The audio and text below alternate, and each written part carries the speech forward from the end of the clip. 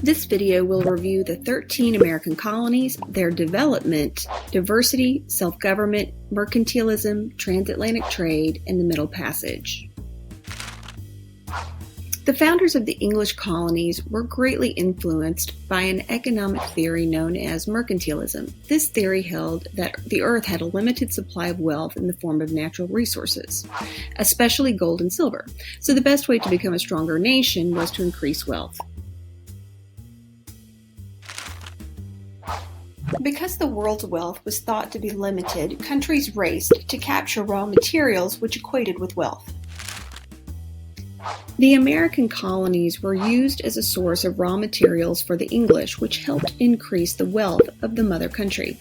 This also helped foster a favorable balance of trade between the two regions. The colonies shipped raw materials to England, and England shipped finished products to the colonies. There were three colonial regions: Southern, New England, and Mid-Atlantic. The southern colonies were characterized by warm climate and fertile soil, which encouraged a plantation economy where labor was performed by indentured servants and enslaved Africans. The New England colonies were founded by Puritans who sought religious freedom. Their strict religious beliefs made them intolerant and would lead them to expel Roger Williams and Anne Hutchinson, who criticized Puritan authority.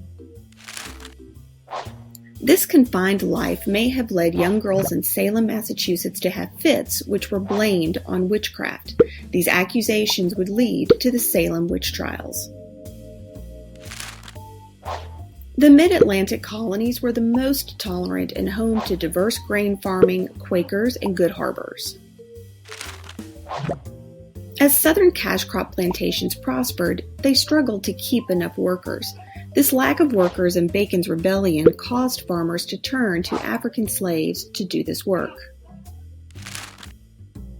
When the Virginia Company founded Jamestown in 1607, there were no African slaves in English North America.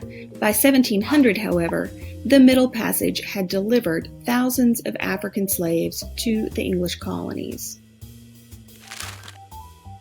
The colonies developed their own distinct identities because of the English policy of salutary neglect. This enabled colonists to develop methods of self-governance like the House of Burgesses in Virginia and the Mayflower Compact in New England. This independence would eventually lead to conflict with England.